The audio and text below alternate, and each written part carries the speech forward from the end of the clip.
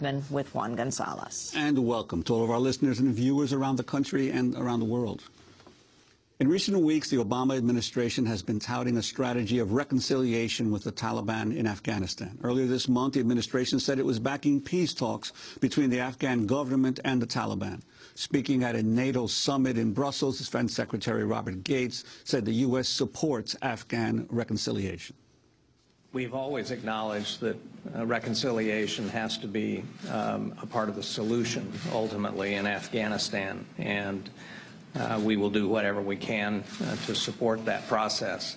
I think one of the principles that we have established with President Karzai is transparency with one another as this process goes forward. So we are in very close consultations with President Karzai and the Afghan government.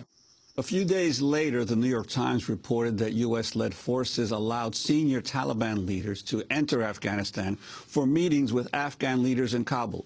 The Times reported the talks included leaders of three key Taliban factions, including the so-called Quetta Shura, which that paper said oversees the Taliban's war efforts in Afghanistan. Well, investigative journalist and Democracy Now! Correspondent Jeremy Scahill and Big Noise Films' Rick Rowley have just returned from Afghanistan.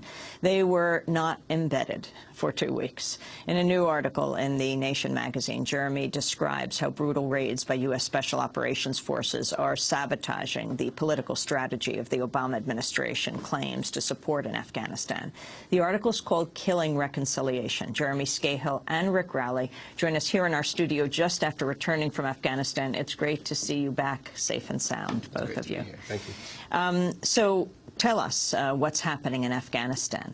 Well, first of all, what's abundantly clear from traveling around the Pashtun heartland, the Pashtun areas of Afghanistan are where the Taliban have their strongholds. And also, Rick and I traveled in areas that are really heavily populated by members of the Haqqani network, which is the insurgent group that the United States government most closely identifies with al-Qaeda, with strong links to Pakistan's ISI spy agency. And so we traveled around these areas talking to tribal leadership, to civilians. We even interviewed some current Taliban commanders, as well as former senior members of the Taliban government, including Mullah Zaif, who was the former Taliban spokesperson to Pakistan, the man who after 9/11 really emerged as the public face of the Taliban. He then was taken for 4 years to Guantanamo prison. So much of what Rick and I focused on was trying to get a sense of the nature of the insurgency. And what's abundantly clear is that the U.S. counterinsurgency strategy, the so-called Coin Doctrine, has utterly failed. The Taliban are gaining in popularity, gaining in strength.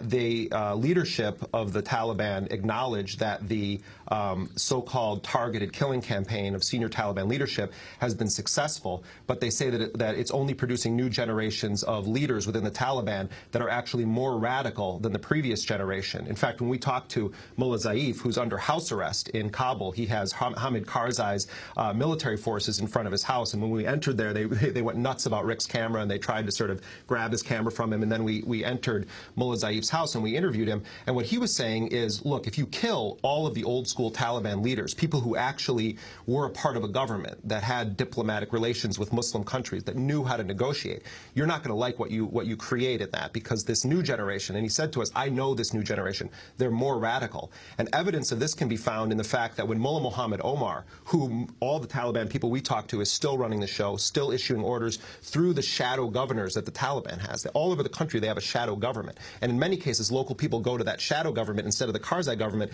because they feel that they're going to get results there.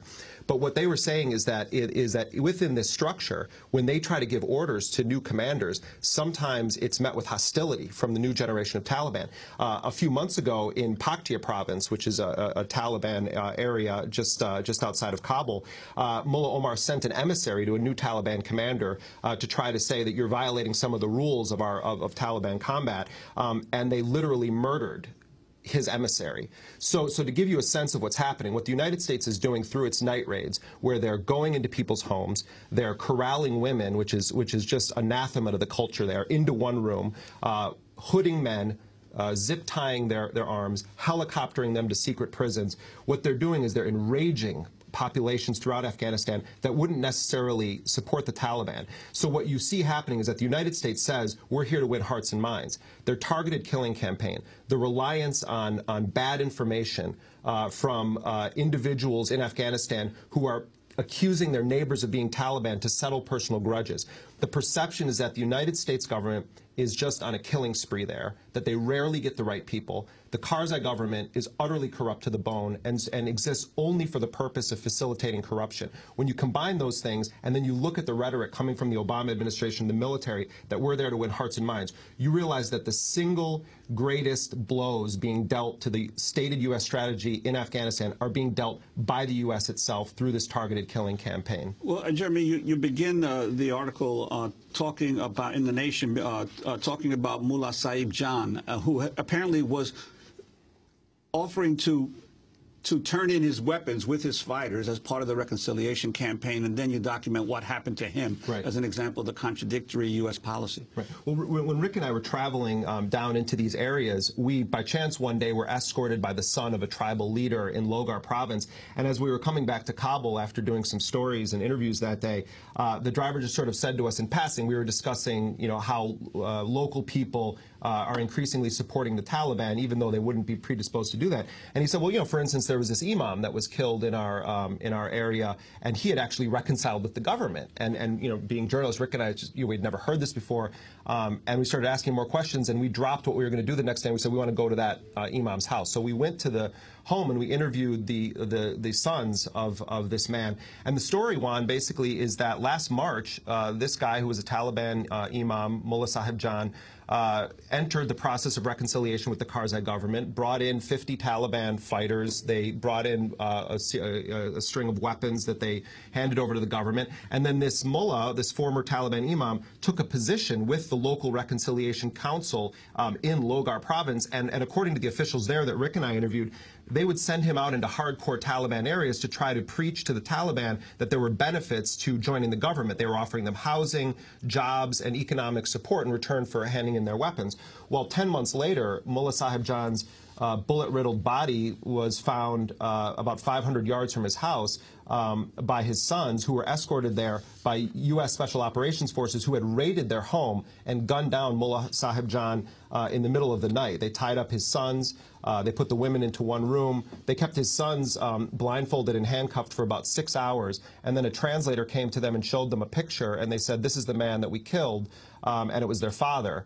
And when we talked to NATO, we talked to the U.S. military, they said they had no record of any operation of that sort.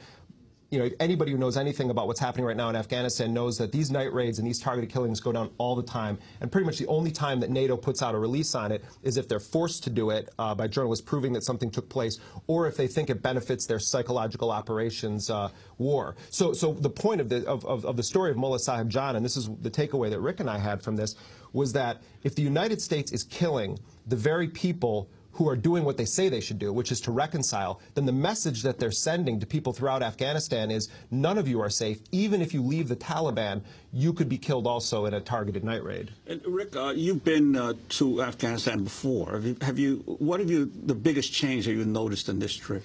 Well, you know, every time that I go to Afghanistan, the situation deteriorates. By every available metric, the U.S. is losing the war on the ground. The insurgency is gaining strength. Every time I go back, roads that were safe the trip before are no longer safe. Every time I go back, there are more, you know, black districts in a province. I mean, those are districts where the Taliban are in control rather than the regional government. And I think because of this, because of the massive failure of the Obama troop surge, the U.S. has found itself caught in this bind where they have a completely self-defeating strategy. I mean, the stated public goal, there's near unanimity of the consensus inside the leaders of the U.S. military that there is no military solution to this conflict. There's only a political one, and so it's a counterinsurgency operation, you know, fighting for hearts and minds. That's what they say publicly, but privately, I think they know that that's lost. And so what's going on in a parallel track to that is a program of assassination, of airstrikes and night raids, where whatever possible political gains were made by the counterinsurgency campaign during the day are erased at night by special operations forces. You know, in 90 days over the summer, JSOC, the Joint Special Operations Command, conducted 500 operations in Afghanistan and claims to have killed or captured a couple thousand, you know, high-level commanders. Now, I mean, what kind of organization, a guerrilla army, has 5,000 commanders? They're killing people way down to, you know, minor sort of functionaries. It's war of attrition by special operations raid, and it's completely undermining the political campaign there. Just to give you a sense also how this is going to play out at a practical level, you know, when Rick and I were traveling along this major thoroughfare that the U.S. and NATO uses to bring in supplies to Kabul, the whole name of the game there is convoy protection. And we talked to tribal leaders that are right now playing both sides of the fence. They're getting money from the U.S. and NATO to keep their convoys safe, and part of what they have to do is pay the Taliban not to attack convoys on certain days. So it's a fundraising operation for the Taliban to be restrained in certain circumstances to not attack the convoys. But when night raids keep happening in these communities along this highway in the Pashtun heartland, the community leaders who are working with NATO are saying, you know, we can't guarantee a year from now or 2 years from now that we're going to allow your convoys to pass safely. It's not that they want to join the Taliban. What they're saying is, if you keep disrespecting our women, if you keep killing our people, if you keep doing these night raids and targeted assassinations, if you keep relying on false information, we're going to withdraw that support for you because the money's not going to be worth it anymore. One of those community leaders who is helping to facilitate safe passage of NATO vehicles, a man named Haji Shokat, who Rick and I spent a lot of time with, was a former Mujahideen commander fighting against the Soviets and has the wounds to prove it on his body. He was saying to us, you know, you ask anyone during the Soviet occupation era what it was like to try to go through our area. They could not pass. And if you look it up, Logar, this area, was one of the deadliest places for the Soviets in terms of convoys being ambushed. We interviewed several former Mujahideen commanders. These are not Taliban people. These are people that are working with the U.S. now that are saying, if they don't stop this, if they don't stop killing our people, we may actually attack these convoys or allow them to be attacked ourselves. Who is in control of the Special Operations Forces? Who are they? Well, the commander of JSOC, as Rick mentioned, the Joint Special Operations Command, from 2003 to 2008 was headed by General Stanley McChrystal. And when he became the ISAF commander in Afghanistan, he really brought this targeted assassination operation into full swing in Afghanistan. His successor is Admiral William McRaven, who is the current commander of JSOC. And JSOC is the force that operates pretty much, they're like Trump on The Apprentice. They fire at night. You know, they're the guys that are out there killing at night and raiding the homes. And so if you hear about a night raid, it's almost always a JSOC force doing that. And they oftentimes aren't even reporting to the rest of the chain of command, you know, what they're doing. Rick and I traveled to Nangarhar province, which is and Jalalabad is the major commercial city near the Pakistani border, and Rick had been there before, where he's covered these night raids from Special Operations Force as well. And we returned to some of the areas that Rick had been to initially, where people were so angry that they wouldn't really talk, and we talked to more people there. Rick, if you could describe that. Yeah, well, in this one neighborhood, which is not a Taliban stronghold at all, there had been, over the course of a couple of months, 4 Special Operations Forces raids that all appear on the surface to have been conducted on bad intelligence and to have killed innocent people. I mean, these are not, and the only reason we know about these stories is because the families involved were connected, educated families who were participating in the government, not the kind of people who would be part of the Taliban insurgency at all. So the one compound we visited